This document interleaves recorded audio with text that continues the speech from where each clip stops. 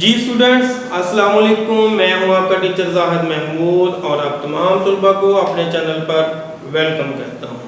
इसके साथ साथ आप तमाम तलबा को मैं मुबारकबाद पेश करता हूं कि आपने एक बहुत ही ज़बरदस्त लाइन, बहुत ही ज़बरदस्त सब्जेक्ट का इंतखाब किया है जिसका फ्यूचर बहुत ब्राइट है। और इसके साथ साथ मैं आपको ये बात भी बता दूं कि 9th कंप्यूटर साइंसेस का जो न्यू सिलेबस है वो बहुत अच्छे से डिज़ाइन किया गया है। आपको सीखने में और हमें सिखाने में मज़ा आएगा। मेरे साथ रहिएगा। चलें स्टार्ट करते हैं आज का lecture 9th computer sciences with respect to new Boolean algebra. Boolean algebra जो है वो एक मैथमेटिशियन था, तो उसने अपने नाम से इसको मंसूब किया। उसका नाम था जॉर्ज बुलियन। तो बुलियन अलजेब्रा है क्या? सिंपली हम लोग इसको बस ऐसे समझेंगे कि ये सेट ऑफ रूल्स हैं।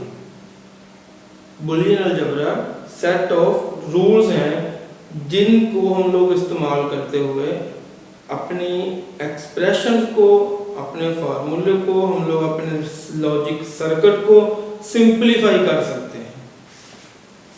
द सेट ऑफ रूल्स, बस ये एक खास बात है कि Boolean algebra set of rules ही है। क्या करता है? Simplify the logic expression without changing its functionality. Original function का जो आंसर है उसको सिंपलीफाई करने के बाद हमारे पास एक छोटा सी एक्सप्रेशन जो बनेगी वो उसका आंसर जो है वो उसके साथ मैच करेगा। उसकी फंक्शनैलिटी को फर्क नहीं पड़ेगा, आंसर दोनों के सेम आएंगे। लेट्स से मैं आपको इसकी एक एग्जांपल देता हूं कि हमारे पास एक फंक्शन है a + b * a + c। अगर हम लोग इसको with the help of Boolean algebra simplify करेंगे, हम लोग इसको करके भी देखेंगे नेक्स्ट लेक्चर्स में। अब अगर हम लोग इसको सिंपलीफाई करें तो इसका आंसर जो होगा वो a + bc। ये देखिए, ये so simple as compare to this. आप इसको सॉल्व करके देखें, आपका इसका आंसर और इसका आंसर दोनों का सेम होगा। ये है बुलियन अलजेब्रा का एडवांटेज और ये है इसका मकसद। इसका पर्पस यही है बुलियन अलजेब्रा का, to minimise the process operation. Process operation को कम से कम करना या सिंपलीफाई द सर्किट। जो कंप्यूटर्स के अंदर जो लॉजिकल सर्किट्स हैं उनको भी शॉर्ट करना, कम से कम, छोटे से छोटा करना। रिजल्ट्स जो है वो सेम होंगे। हमने लास्ट टाइम पढ़ा था कि वो एल्गोरिदम वो एफिशिएंट होता है जिसके अंदर दो खूबियां हों। एक उसकी खूबी ये थी कि उसके अंदर जो वेरिएबल्स हैं वो कम से कम हों। दूसरी खूबी उसकी ये थी कि उसके स्टेप्स जो हैं वो कम से कम हों। लिहाजा ये देखें, as compare to this function इसके स्टेप्स जो होंगे वो कम से कम होगा। अगर इसके लिए हम लोग एल्गोरिदम लिखेंगे तो वो एल्गोरिदम ज्यादा एफिशिएंट होगा इसकी निस्बत। ये थी आपकी बुलियन अलजेब्रा की डेफिनेशन, इसका पर्पस और इसकी एग्जांपल। अब हम लोग नेक्स्ट चलते हैं कि प्रोपोजिशन क्या होती है। ये वाली बुलियन प्रोपोजिशन क्या है? प्रोपोजिशन जो है वो एक सेंटेंस होता है, एक जुमला होता है जिसकी 2 पॉसिबल वैल्यूज होती हैं। वो जुमले की पॉसिबल वैल्यूज या तो वो यस हो सकती है या नो, ट्रू हो सकती है या फॉल्स, 1 हो सकती है या 0। यस या फिर नो। हम लोग यस को 1 भी कह देते हैं, नो को 0। यस को हम लोग ट्रू भी कह देते हैं और नो को हम लोग फॉल्स भी कह देते हैं। तो किसी भी सेंटेंस की अगर 2 पॉसिबल वैल्यूज हों उसका आंसर, तो वो वाला सेंटेंस जो है वो बुलियन प्रोपोजिशन कहलाता है। लेट्स से इसकी एग्जांपल अगर लें तो इस्लामाबाद पाकिस्तान का दारुल खिलाफा है, यस है या फिर ये नो है। मैं रियाजी में महारत हासिल करना चाहता हूँ, इसकी 2 पॉसिबल वैल्यूज हैं। बारिश हो रही है, हो सकती है, और ये भी पॉसिबल है कि ना भी हो रही हो। आज सोमवार है, really today is a Friday, but मैंने लिखा है आज सोमवार है, तो इसकी प्रपोजिशन वैल्यू जो होगी वो फॉल्स होगी। पॉसिबल वैल्यूज जो हैं किसी भी सेंटेंस की वो दो हो सकती हैं। अगर किसी सेंटेंस की दो पॉसिबल वैल्यूज हों, यस या फिर नो, और उनमें से हमने चूज एक ही करनी होती है, पॉसिबल दो होती हैं, उस सेंटेंस को, उस जुमले को, उस फिक्रे को हम लोग बुलियन प्रपोजिशन कहते हैं। एक और मैं आपको बात बता दूं, दरवाजा बंद कर दो, ये अगर छोटे ने किसी बड़े को कहा तो रिक्वेस्ट किया और बड़े ने किसी छोटे को कहा तो ऑर्डर किया, that's not a Boolean preposition. ये बुलियन जो है वो प्रपोजिशन नहीं है, इसकी टू पॉसिबल वैल्यूज नहीं है। इसी तरह से आप कैसे हो, आई एम फाइन, ठीक हो गया, ये इसकी भी टू पॉसिबल वैल्यूज नहीं है। तो ऐसा सेंटेंस, ऐसा जुमला जिसकी टू पॉसिबल वैल्यूज हों, ट्रू या फिर फॉल्स, तो उसको हम लोग क्या कहते हैं, ये बुलियन प्रपोजिशन है। लास्ट में हम लोग डिस्कस करेंगे कि ट्रुथ वैल्यूज क्या है। यही बुलियन प्रपोजिशंस की जो टू वैल्यूज हैं उसमें से हम लोग एक अडॉप्ट करते जाएंगे, और वो जो ट्रू वैल्यूज होंगी या फिर वो फॉल्स वैल्यू होंगी जो हमने सिलेक्ट की हैं, वो उसकी ट्रुथ वैल्यूज होंगी। Let's say you are a boy, अगर हमने किसी से पूछा है कि यू आर ए बॉय या कहा यू आर बॉय, तो इसका पॉसिबल वैल्यूज जो है वो यस होगी या नो होगी। जो हमने चूज की है, लेट्स से कि हमने यस चूज किया है तो वाकई बॉय ही है, तो इसकी जो ट्रुथ वैल्यू है वो यस होगी। Student has done his work, तो ये डिपेंड करता है स्टूडेंट्स के ऊपर। First student have you done your work, yes, तो इसकी ट्रू वैल्यू जो है वो यस होगी। सेकंड स्टूडेंट से मैंने पूछा have you done your work, no sir, तो इसकी पॉसिबल वैल्यू क्या होगी, नो होगी। तो ये वेरी करता है सिचुएशन के मुताबिक, ये वेरी करता है इस सेंटेंस के ऊपर कि सेंटेंस है क्या। तो हर एक बुलियन प्रपोजिशन की टू पॉसिबल वैल्यूज हैं, उनमें से जो ट्रू या फॉल्स चूज हुई है वो वैल्यूज क्या कहलाती हैं, ट्रुथ वैल्यूज। जी स्टूडेंट्स, ये था हमारा आज का बुलियन अलजेब्रा, जॉर्ज बोले ने पेश किया था, उसकी डेफिनेशन हमने देखी। ये सेट ऑफ रूल्स होते हैं, so simple is that. Boolean algebra क्या है, सेट ऑफ रूल्स है। क्या करने के लिए, to simplify the expression, to simplify the circuit. Example मैंने ये दी, ये वाला इसके इक्वल ही है, तो ये so simple as compare to this.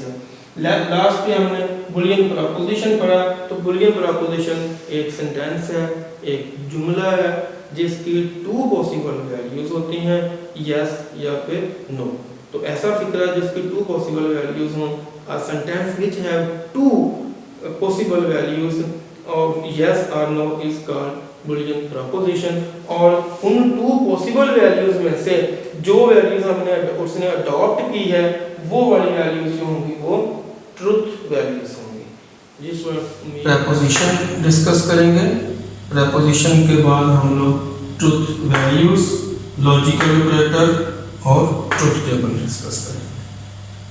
तो जैसा कि हमने लास्ट टाइम ये बात डिस्कस की थी कि बुलियन अलजेब्रा जो है ये जॉर्ज बोले ने इजाद किया था, और ये सेट ऑफ रूल्स होते हैं। बस इसकी इतनी डेफिनेशन इनफ है कि बुलियन अलजेब्रा जो है वो सेट ऑफ रूल्स हैं। किस पर्पस के लिए, to simplify the logic circuit. बस आपने लॉजिक सर्किट को सिंप्लीफाई करना है सेट ऑफ रूल्स के साथ, और फिर क्या होगा कि जो आपका ओरिजिनल फंक्शन है उसमें चेंजेस, उसके रिजल्ट्स में चेंजेस नहीं आएगी। विदाउट चेंजिंग द फंक्शनैलिटी, उसका फंक्शन चेंज नहीं होगा। ये थी बुलियन अलजेब्रा की डेफिनेशन। लास्ट टाइम हमने प्रीपोजिशन जो थी वो डिस्कस की थी। प्रीपोजिशन क्या है ये सुन लें।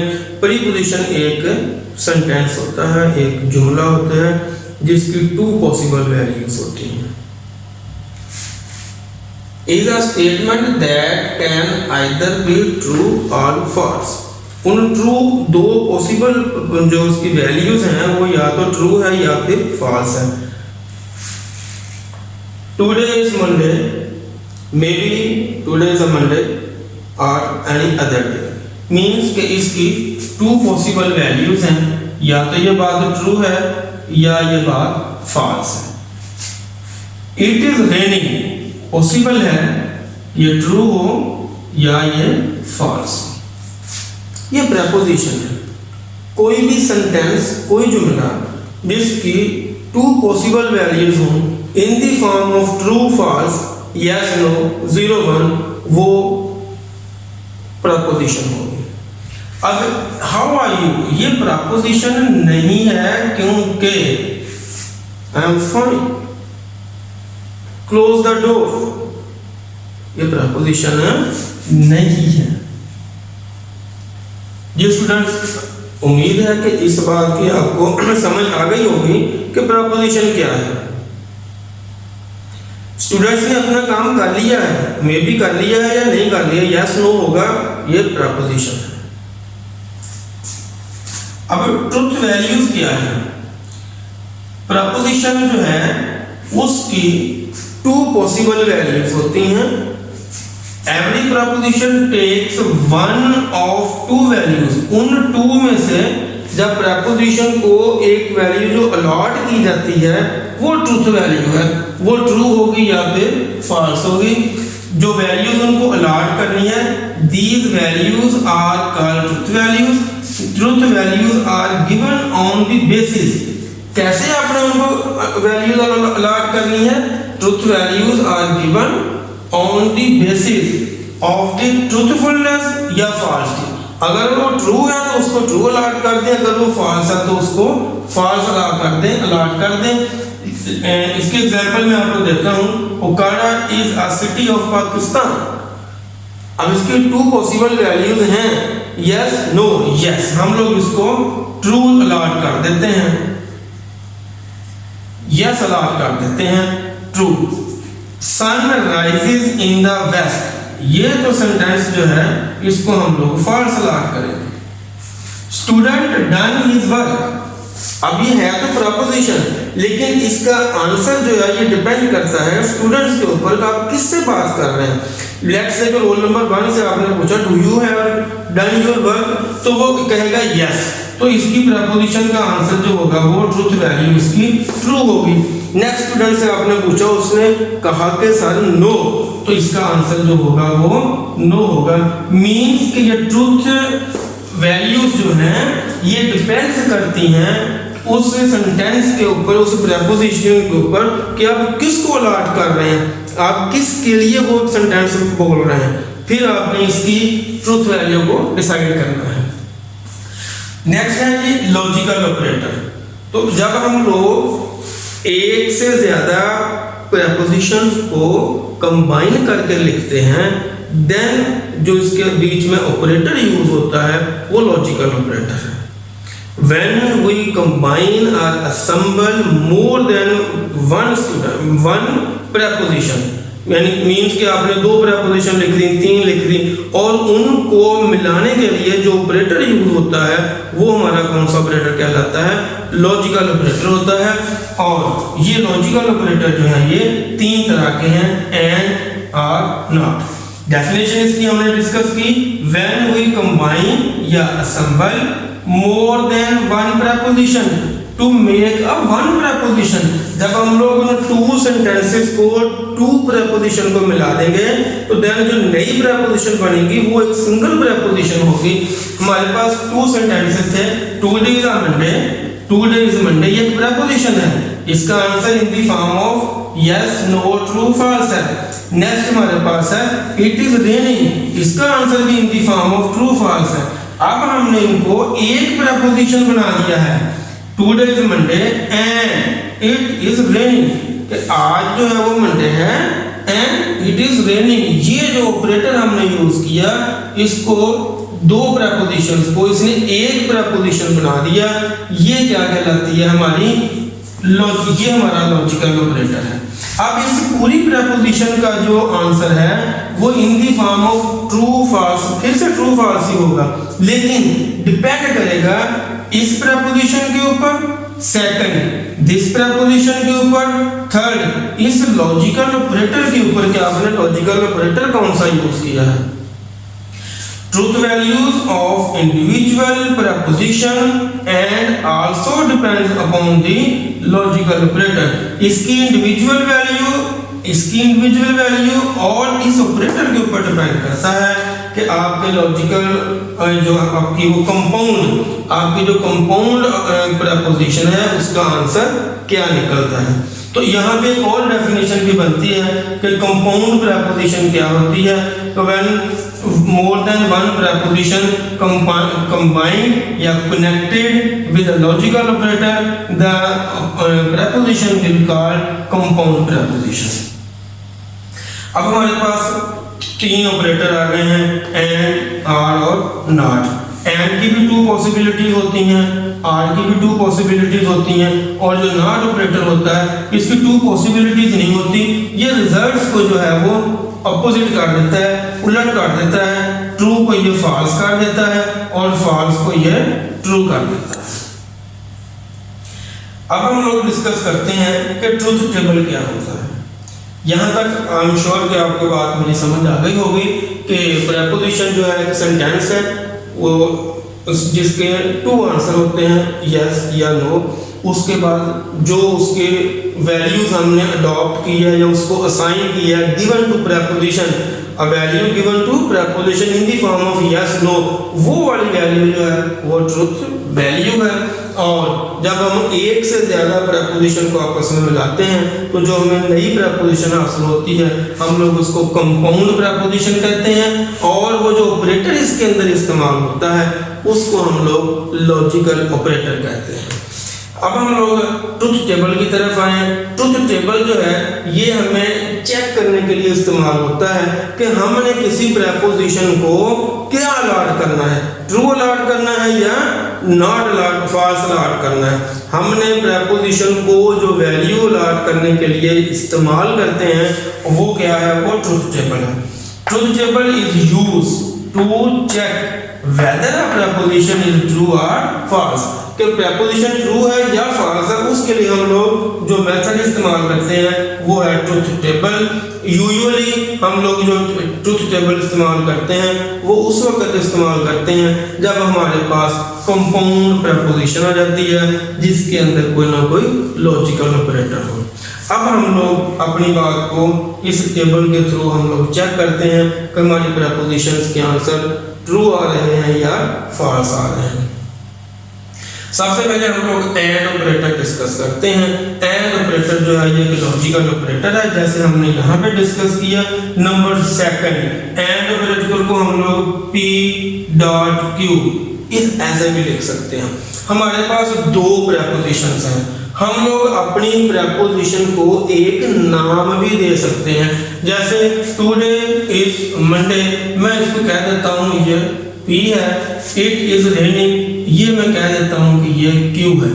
इस प्रेपोजिशन को हमने Q अलॉट कर दिया, Q का नाम, और इस प्रेपोजिशन को हमने P का नाम दे दिया। अब हमारे पास टू प्रेपोजिशन हैं, तो अगर मेरे पास दो प्रेपोजिशन होंगी तो मैं दो के ऊपर दो और आंसर मेरा 4, तो ये इसका 4 का मतलब ये है कि हमारे पास 4 पॉसिबल कॉम्बिनेशन बन जाएंगे प्रेपोजिशंस के मे बी कि दोनों ट्रू हो, मे बी दोनों फॉल्स हो, एक ट्रू हो दूसरी फॉल्स ट्रू हो पहली फॉल्स। ये 4 कॉम्बिनेशन बनते हैं। हम इसको लिखने का तरीका ये है कि आपके दोनों बातें फॉल्स हैं। Today is Monday, no, false. It is raining, false. ये भी पॉसिबल है, ये ट्रू हो ये फॉल्स। इसका मतलब ये है today is Monday, no, false. It is raining, yes, true हो गया। तीसरा पॉसिबल कॉम्बिनेशन ये है today is Monday, yes, true. It is raining, no, false. Today is Monday, yes, it is raining, yes.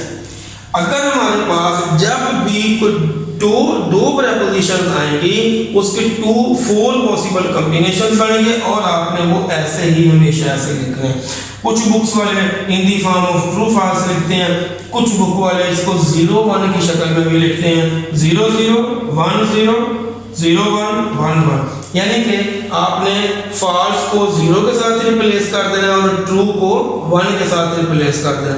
कुछ बुक्स वाले इसको in the form of true false भी लिखते हैं और कुछ बुक्स वाले इसको यस नो की शक्ल में भी लिखते हैं। ये no no yes no no yes yes yes. Anyhow ये आपको मेरी बात समझ आ गई होगी। अब हमने इसके रिजल्ट्स जो है वो प्रोड्यूस करने हैं, लेकिन अगर हम लोग आर ऑपरेटर यूज करेंगे, पहले ये भी सुन लें कि आर को हम लोग अपने प्लस के साथ भी ज़ाहिर करते हैं। यही ऑपरेटर हम लोग इन्हीं दो प्रीपोजिशन के ऊपर आर ऑपरेटर भी लगाएंगे। पॉसिबल कॉम्बिनेशन वही बनेंगे, ये वाले फॉल्स ट्रू ट्रू।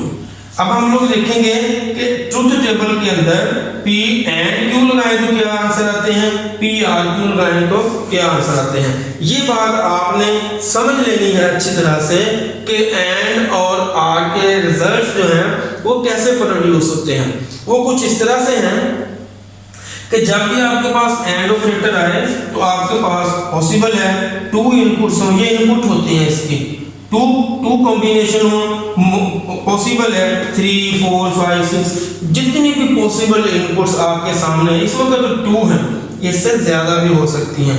हमने सिर्फ और सिर्फ ये देखना है कि अगर एक मर्तबा भी एफ आ गया, फॉल्स आ गया, हमारा आंसर फॉल्स हो जाएगा। बस एंड के लिए आपने डॉट के लिए एंड के लिए आपने फॉल्स को चेक करना है। अगर आपके पास एक भी फॉल्स आ गया, इवन के पीछे इसके 100,000 इनपुट्स थी, वो सारी की सारी ट्रू हैं, लेकिन जस्ट वन टाइम फॉल्स आ गया तो आपके सारे रिजल्ट्स जो हैं वो फॉल्स हो जाएंगे। एक तो इसको समझने का एंगल ये वाला है।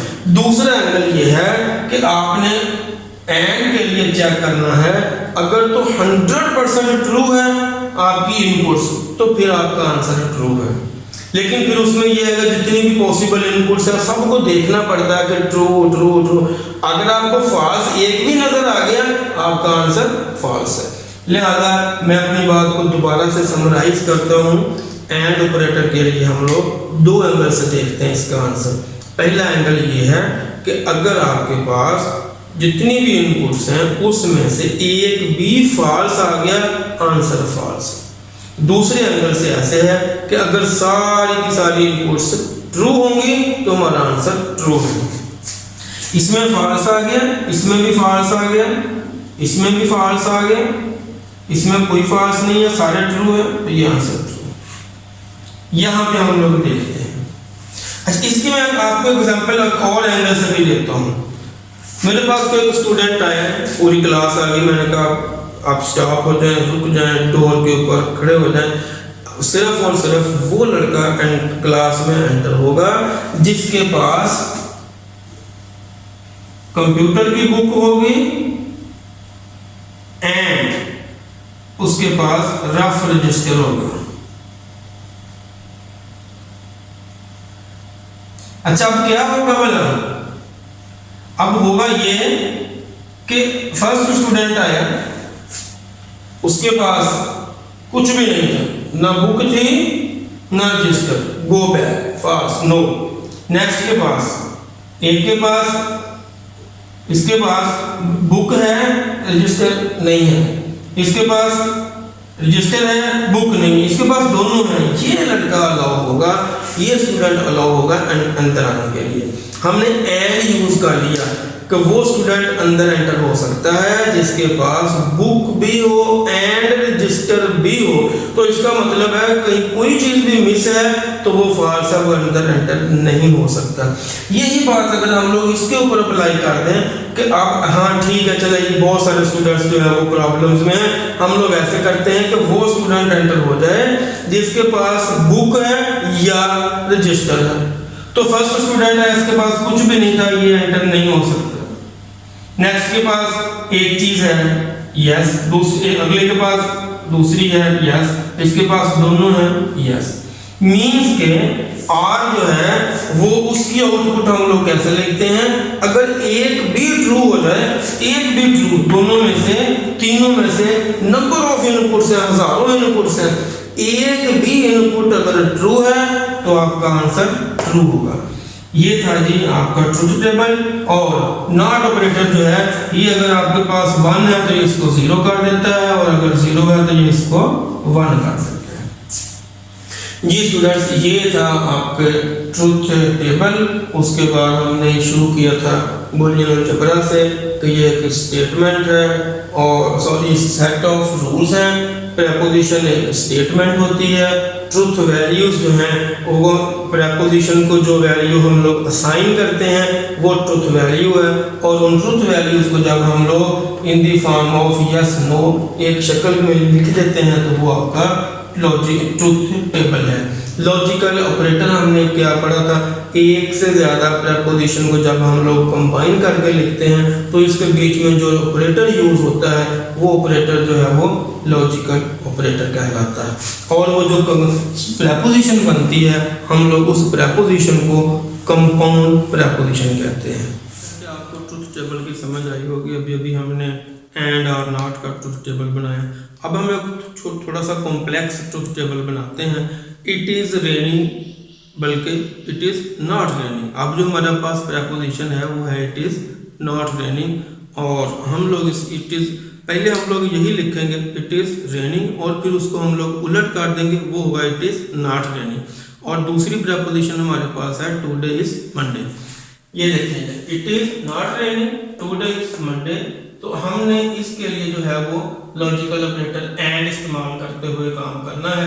तो हमने वही दो पॉसिबल कॉम्बिनेशन थे हमारे पास पी क्यू, तो हमने लिखा false true false true false true true.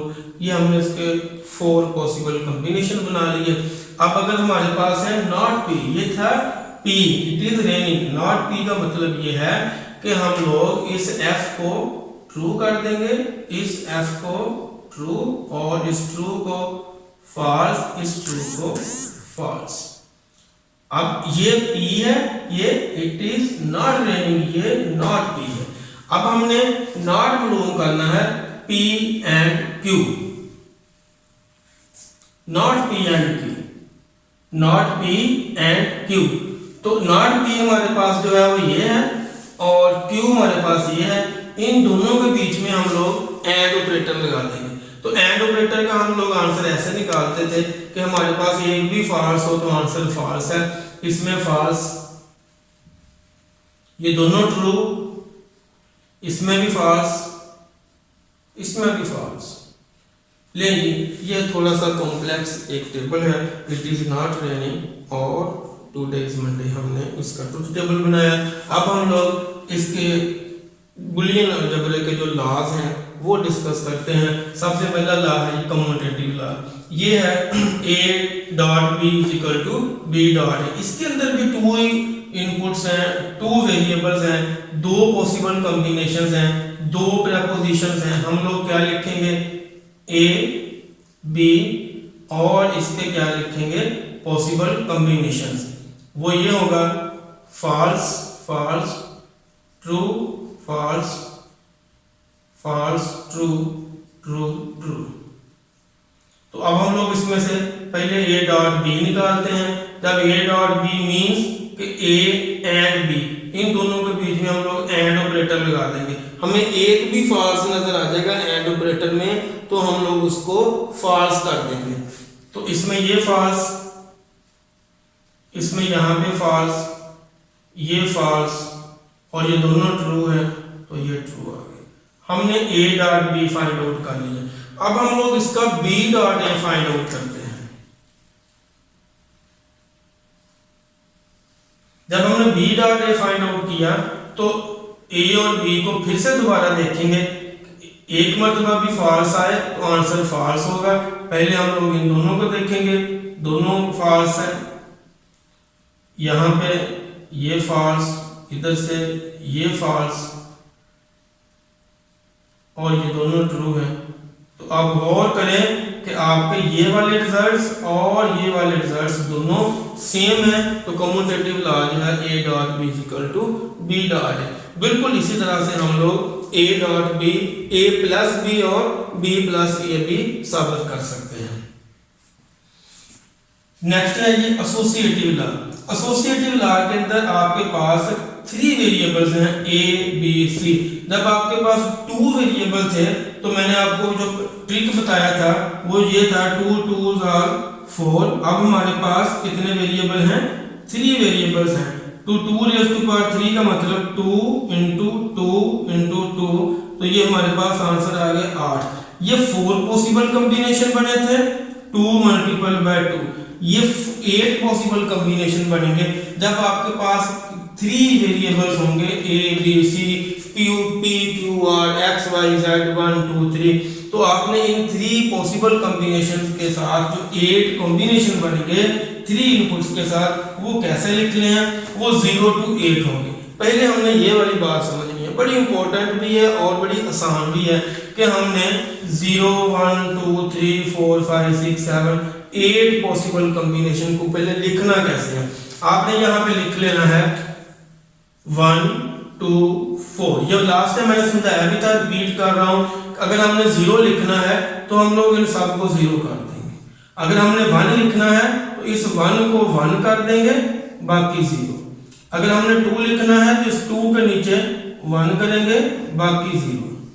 3 लिखना है तो 3 यहाँ पे नजर नहीं आ रहा है, 2 और 1 को ऐड करें तो 3 बनता है।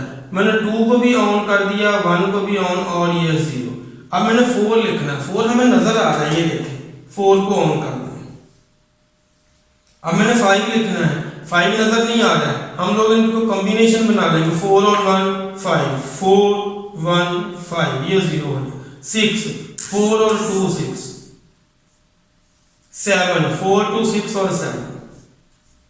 जी स्टूडेंट, बड़ा जबरदस्त ट्रिक है ये। आपने 8 पॉसिबल कॉम्बिनेशन अब बन गए आपने। अब आपने एसोसिएटिव लॉ को प्रूव करना है। आपके पास a प्लस बी, सबसे पहले हम लोग इस ब्रैकेट को हल करेंगे। a प्लस बी मीन्स के a और b के बीच में आर ऑपरेटर है, हम लोग लिख देंगे a प्लस b मीन्स के ये आर ऑपरेटर है, a और b। आर ऑपरेटर के लिए हमने ये डिसाइड किया था, ये रूल है कि आपके पास एक भी इनपुट जो है वो ट्रू है तो आंसर आपका ट्रू होगा। ये देखें ए बी में 0 0, तो ये दोनों 0 ही होंगे। यहाँ पे ट्रू आ गया, यहाँ पे ट्रू आ गया, यहाँ पे ट्रू आ गया, यहाँ पे ट्रू, यहाँ पे भी ट्रू, बाकी सारे के अंदर हमें एट लीस्ट 1 टाइम ट्रू नजर आ रहा है, लिहाजा हम लोग इसको ट्रू लिख देंगे। अगर 0 1 की फॉर्म में लिखना है तो हम लोग इसको 1 1 1 लिख देंगे। सेकंड प्लस सी कर देना, a प्लस बी के साथ प्लस सी। मैंने लिखा a प्लस बी प्लस सी, ये भी आर ऑपरेटर है, ये भी आर ऑपरेटर है। हमारे पास a प्लस बी, ए और बी का आंसर है, हम लोग इसके साथ इसको और कर देंगे, ये इन दोनों में r, ये कोई भी 1 नहीं है लिहाजा ये 0, यहाँ पे 1 आ गया, ये 1 आ गया, इसमें ये 1 आ गया, इसमें ये 1, ये भी 1, ये 1, ये 1। हमें नेक्स्ट हर एक कॉम्बिनेशन में 1 नजर आया तो हमने इसके आंसर लिखे। ये हमारी वन साइड हल हो गई, जिसको हम लोग लेफ्ट हैंड साइड भी कह सकते हैं कि हमारी लेफ्ट हैंड साइड हल हो गई। अब हम लोग चलते हैं राइट हैंड साइड की तरफ। इस राइट हैंड साइड में ब्रैकेट के अंदर b प्लस सी है, पहले हम लोग b प्लस सी फाइंड आउट कर लेते हैं। ये आपके पास r ऑपरेटर है, b और c। कैसे करेंगे हम लोग? b और c के बीच में r ऑपरेटर लगा देंगे, हमें एक भी 1 नजर आएगा तो हमारा आंसर 1 होगा, ट्रू होगा तो हमारा आंसर ट्रू है। यहाँ पे हमारे b और c के बीच में कोई जो है वो 1 नहीं है, लिहाजा ये हम लोग इसको क्या लिखेंगे, ये 0 हो गया। यहाँ पे 1 है, इसमें भी 1 1, ये वाला जो है वो सारे 0 है, लिहाजा ये 0, ये 1 1 था। इसमें भी 1 नजर आ रहा है, इसमें भी 1, इसमें भी 1। ये मैं आपको इसलिए डायरेक्टली करके दिखा रहा हूं कि आपको पता चल जाए कि हमने टाइम भी सेव करना और हमारे आंसर भी ठीक होंगे। बस जब हमने आर ऑपरेटर को डिस्कस करना है तो हमने 1 देखना है, जैसे ही हमें 1 नजर आया आंसर 1 है। जब हमने एंड ऑपरेटर को डिस्कस करना है तो हमने 0 देखना है, एक भी 0 आ गया तो आंसर 0। अब हम लोग b प्लस c के साथ a को r कर देंगे, a plus b plus c, तो ये भी इसके अंदर कौन से ऑपरेटर है, r ऑपरेटर लगा हुआ है। b प्लस c हमारे पास ये है, इसके साथ हम लोग a को जो है वो r कर देंगे, ये भी 0 ये भी 0, आंसर 0 आ जाएगा। अब हम लोग इन दोनों को देखते हैं, ये 1 नजर आ गया, इन दोनों को देखते हैं ये 1, इन दोनों को देखते हैं ये 1, इन दोनों को देखते हैं तो ये वाला 1, इन दोनों को देखते हैं दोनों तरफ 1 है, ये भी 1 ये भी 1, लिहाजा बाकी सारे हमारे आंसर जो है वो 1 हो गए। अब आप गौर करें तो हमारे वाली ये वाली आउटपुट और ये वाली आउटपुट जो है वो सेम है, दोनों का आप देखें 0 1 1 1 1 1 1 1 1 1 1, ये हमारे left hand side equal to right hand side.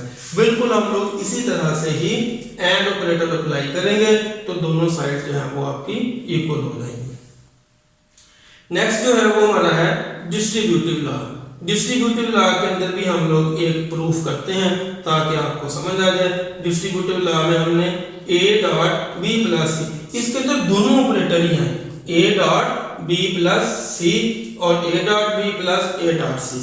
हम लोग ये भी करके देखते हैं, उम्मीद है कि आपको इसकी भी समझ आ जाएगी। हमारे पास क्योंकि 3 वेरिएबल्स हैं a b c, लिहाजा हम लोगों को ये वाला सिलसिला वैसे ही रहेगा, a b c 2 raise to power 3 8 possible combination वो हमने लिख ली है। उसके बाद हमें क्या चाहिए, अगर हम लोग इसको सॉल्व करना चाहते हैं तो हम लोग पहले ब्रैकेट में left hand side b plus c करेंगे, हम लोग लिखेंगे b प्लस c, ये आपका जो है वो प्लस वो r ऑपरेटर है। हम लोग b और c के बीच में r ऑपरेटर लगा देंगे।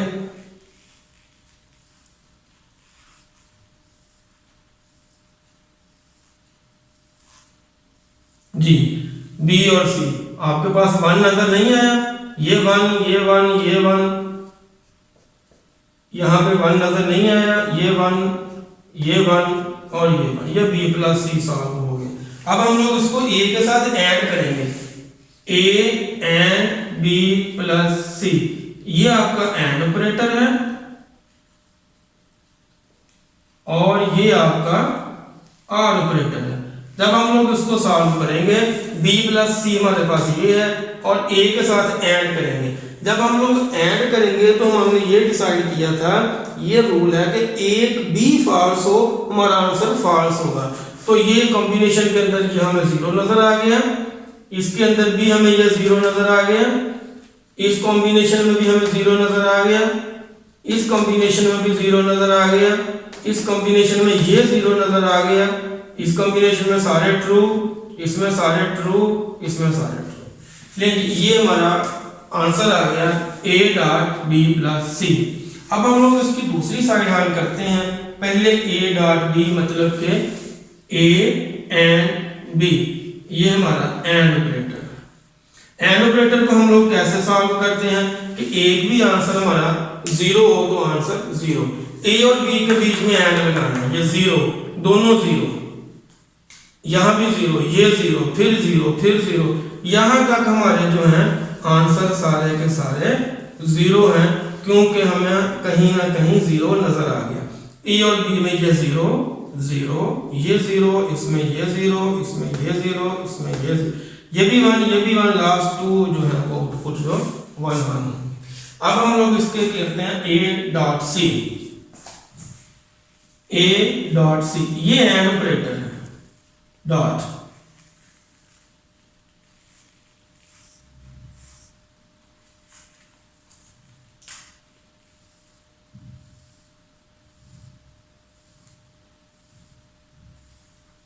ए डॉट ए और सी के बीच में फिर से एंड ऑपरेटर है, ए सी 0, यहां पे भी 0 नजर आया, ए डॉट सी में फिर 0, ए डॉट सी में फिर 0 ये वाला, ए डॉट सी में ये वाला 0, यहां तक हमारे पास सारे नंबर्स में एट लीस्ट 1 टाइम 0 है तो हमने आउटपुट 0 लिख दी।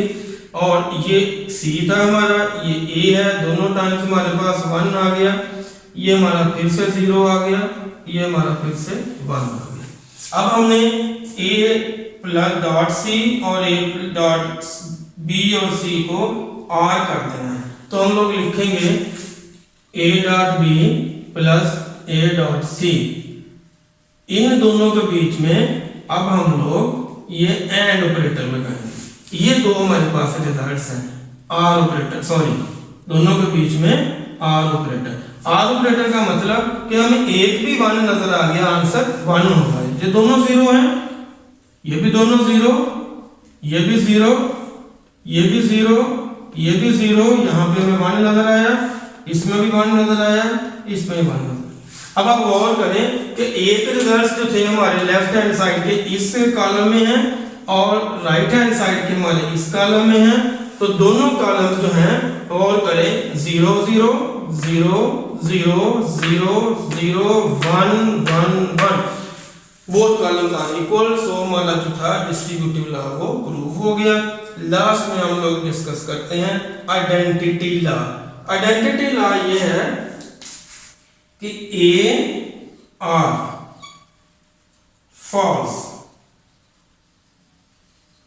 इक्वल टू A, कि अगर हम लोग ये आपने याद रखना है A को R करें फॉल्स के साथ।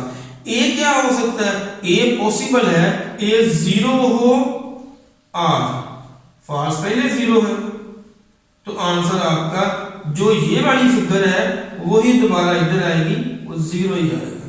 या ये पॉसिबल है कि 1 हो, R यहां पे फॉल्स ही है, ये फॉल्स है, तो आपका आंसर यही वाला ही आएगा 1।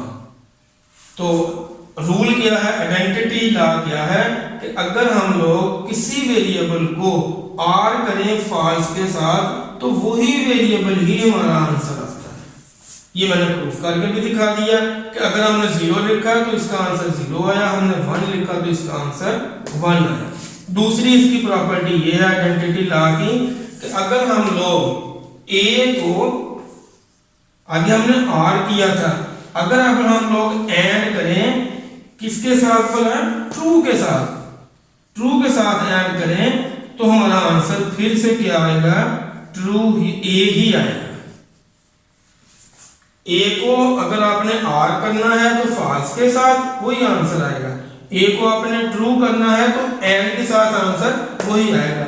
अब ट्रू का मतलब तो ये है कि हमेशा 1 ही है, एंड का मतलब हम लोग एंड ही लिखेंगे, और A का मतलब 0 भी हो सकता है और A का मतलब 1 भी हो सकता है। लिहाजा जब 0 होगा, 0 एंड 1, तो आंसर हमारा देखें एंड ऑपरेटर लग गया, एक भी 0 है तो आंसर 0, जो हमारी इनपुट थी वही आउटपुट है, A and true answer A। तो 0 लगाया तो 0 आंसर आया। अगर मैं यहाँ पे 1 लगाऊंगा, इसको मैं ऐड करूंगा इस 1 के साथ, क्योंकि ये ट्रू है तो इसका आंसर भी 1 ही आएगा, जो इनपुट थी वही आउटपुट होगी। तो ये था हमारा आइडेंटिटी लॉ। तो ये थे हमारे बुलियन अलजेब्रा के लॉज। कम्यूटेटिव हमने प्रूफ किया, एसोसिएटिव हमने प्रूफ किया, डिस्ट्रीब्यूटिव प्रूफ किया, आइडेंटिटी प्रूफ किया। अब लॉजिकल एक्सप्रेशन जो लास्ट हमारी डेफिनेशन है कि लॉजिकल एक्सप्रेशन क्या होती है। वेरी सिंपल है कि when some logical operator is applied to Boolean expression, Boolean expression के ऊपर हम लोग जब लॉजिकल ऑपरेटर लगा देते हैं तो वो जो है वो क्या बन जाता है, it will become a logical expression. पहले क्या था वो बुलियन एक्सप्रेशन, अब क्या बन गई है वो logical expression. Boolean expression becomes logical expression when we applied any logical operator. तो लॉजिकल ऑपरेटर हमने इसके अंदर भी लगाया एंड लॉजिकल ऑपरेटर हमने इसके अंदर भी लगाया, लॉजिकल ऑपरेटर हमने इसके अंदर भी लगाया। लिहाजा ये सारे के सारे टेबल्स जो हैं वो लॉजिकल एक्सप्रेशन ही कहलाते हैं। ये टेबल भी लॉजिकल एक्सप्रेशन का ही है, ये टेबल भी लॉजिकल एक्सप्रेशन का ही है, ये भी लॉजिकल एक्सप्रेशन का ही है, क्योंकि बाय डेफिनेशन हमने ये बात की when some logical operator is applied to Boolean expression. हम बुलियन एक्सप्रेशन के ऊपर कोई लॉजिकल ऑपरेटर लगा दें तो वो लॉजिकल एक्सप्रेशन बन जाती है। ये था हमारा आज का टॉपिक। थोड़ा सा लेंथी था, लेकिन मैंने पूरी कोशिश की है कि आपको सॉल्व करके दिखाऊं, वन बाय वन आपको बताऊं, आपके सामने करूं। एक इसके अंदर एक चेन था, एक मैकेनिज्म था कि मैंने उसको बिल्कुल तरतीब के साथ हर बात आपको बताने की कोशिश की है। उम्मीद है स्टूडेंट्स आपको बात मेरी समझ आई होगी। हाँ, ये बात है, अगर आपको समझ आए तो आपने रिस्पॉन्ड करना है, और अगर कोई प्रॉब्लम हो तो आपने उसके लिए question with respect to new syllabus.